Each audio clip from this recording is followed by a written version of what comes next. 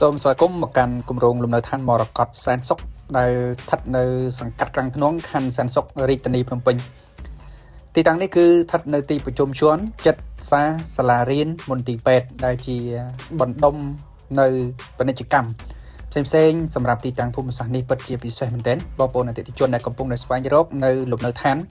ដែលមានបន្ទប់គេង4បន្ទប់ទឹក5ស្ថិតនៅក្នុងโซนនៃការអភិវឌ្ឍបងប្អូនអាចមកមើលទីតាំងនេះបាន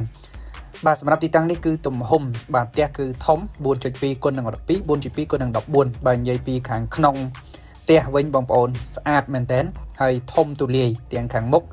និងនៅបន្ទប់ចង្ក្រានបាយបាទកន្លែងញ៉ាំអាហារបងប្អូនបាទគឺមានបាទទាំងបាទសម្ភារៈទូតាំងសម្រាប់ការ free ជួនហើយនៅខាងក្រោយក៏យើងមានសល់ដី1ម៉ែត្រ2ម៉ែត្របាទសម្រាប់បងប្អូនទុកដាក់អីវ៉ាន់ផងដែរបាទតោះទៅមើលបន្ទប់គេទាំងអស់គ្នាបាទចូលមកដល់បន្ទប់មេគ្រួសារបងប្អូនភ្ញាក់ព្រឺបតែម្ដងបងប្អូនគ្រាន់តែមកដល់ប្លែកបាទគឺថាខុសពីធម្មតាដោយសារអីបាទទាំងនៅបន្ទប់ទឹកក្តី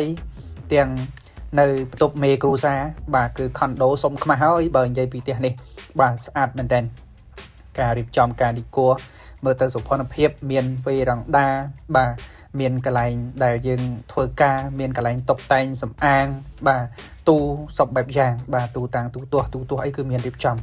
យើងទៅមើលបន្ទប់កូននៅខាងក្រោយវិញបាទតើមានសភាពស្រស់ស្អាតការរៀបចំបែបណាខ្លះបាទចូលមកដល់ភ្លាមគឺមើលឃើញជាក់ស្ដែងហ្នឹងបាទបន្ទប់ទឹកនិងបន្ទប់គេងនេះគាត់តែឃើញស្រឡាញ់ពេញចិត្តនៅទីតាំងហ្នឹងតែម្ដងបាទមានបន្ទប់គេងដ៏ស្រស់ស្អាតមានបង្អួច2បាទដែលងាយស្រួលបង្កើនបរិយាកាសល្អអញ្ចឹងសម្រាប់បងប្អូនដែលចាប់អារម្មណ៍ចង់បានអាចតំណែងមកតាមលេខទូរស័ព្ទខាងក្រោម